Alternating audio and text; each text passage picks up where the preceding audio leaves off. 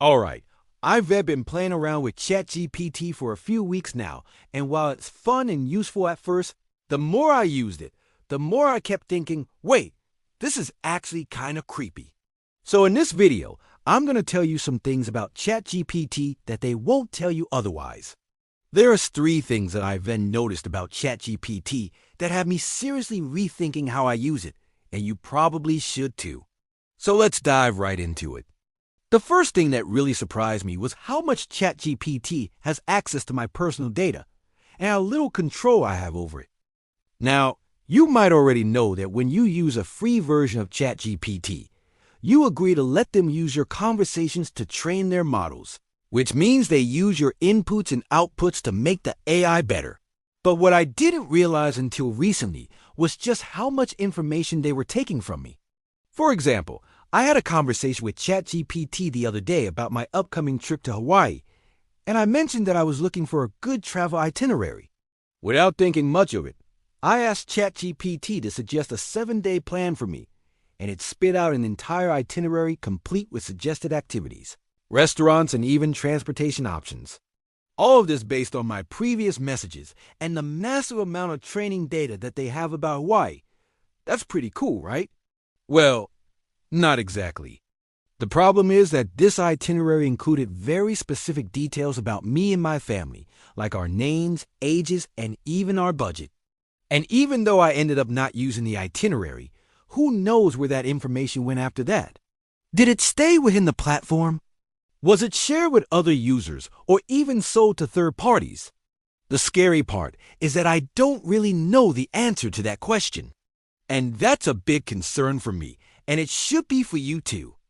OpenAI's privacy policy does mention that they may collect sensitive information like race, religion, and sexual orientation, but they also say that it's only used to provide, improve, and personalize our services. They also claim to take steps to limit access to your personal information. But let's be real, no system is perfect. And once your data is out there, you never know where it's going to end up. So what can you do to protect yourself? Well, for starters, you can always ask ChatGPT to delete your data by sending a request to their customer support. You can also check your settings to see what information is being collected and limit the amount of personal information you share in your conversations. And finally, you can use a VPN like NordVPN, ExpressVPN, or Proton VPN to encrypt your connection and keep your data safe. The second thing that's really concerning about ChatGPT is the potential for misuse, especially by people with malicious intent. As you might have heard by now, ChatGPT has been used for all sorts of not-so-good things, from generating fake news articles to creating convincing spam messages and even writing SQL injections. And it's only going to get worse as more people discover how easy it is to use. Take, for example, the recent case where someone used ChatGPT to generate realistic-looking emails that tricked Google employees into giving them access to internal systems. In this case, the attacker basically set up two email accounts, one that pretended to be a coworker asking for help, and another that pretended to be the IT department responding to requests. Then they fed all this information into ChatGPT and told it to write a bunch of emails that they could use to target Google employees.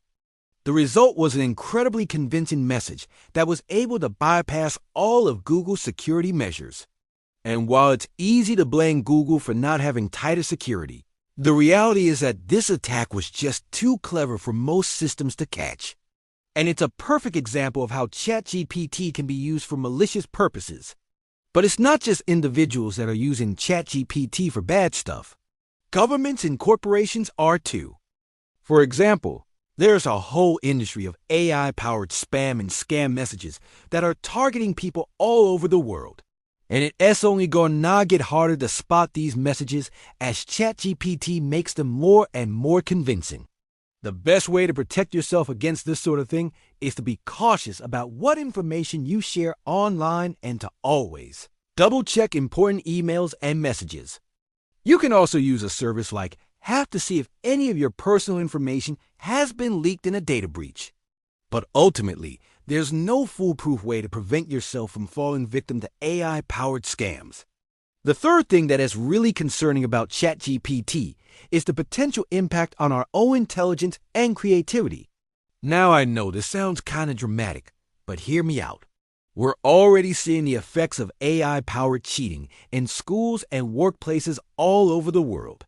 For example, there have been cases of students using ChatGPT to write their essays and even complete their homework assignments. And while this might seem like a harmless way to get ahead, it's actually doing a disservice to these students' education. Not only are they not learning the material themselves, but they're also not developing the critical thinking skills that they need to succeed in the long run. And it's not just students who are relying too heavily on AI. Professionals are doing it too. I've seen people use ChatGPT to write emails instead of learning how to communicate effectively. And I've seen others use it to come up with marketing ideas instead of developing their own creative strategies. The problem with this sort of behavior is that it is creating a generation of people who are too reliant on AI and too lazy to do their own work. And the more we rely on ChatGPT, the more we're losing our ability to think for ourselves. So what can we do to prevent this from happening? Well, for starters, we need to educate the next generation about the dangers of AI cheating. Schools and parents need to teach kids the importance of learning and developing critical thinking skills. We also need to hold people accountable for using ChatGPT to cheat or plagiarize.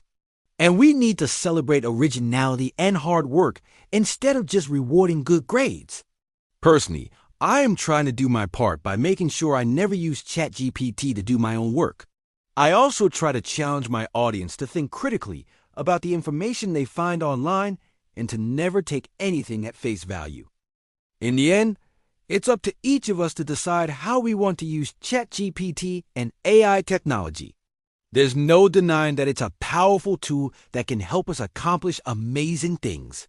But it is also important to be aware of the potential dangers and to take steps to protect ourselves. So before you log into ChatGPT again, make sure you watch this video so you know what you're getting yourself into. And if you learn something new, make sure to share this with someone else.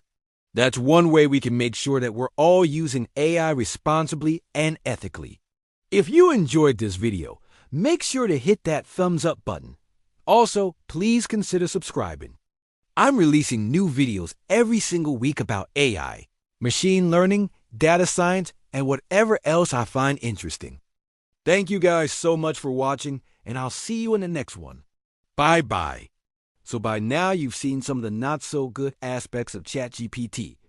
But hey, nothing's perfect, right?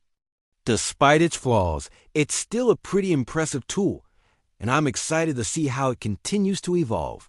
Remember, knowledge is power. So keep learning, keep questioning, and keep pushing forward. You never know what you might discover next. Who knows, maybe you'll be the one to uncover the next big breakthrough. Just remember to stay curious, stay skeptical, and above all, stay human. Thanks for joining me on this journey through the world of AI and I. I'll see you in the next one. Bye.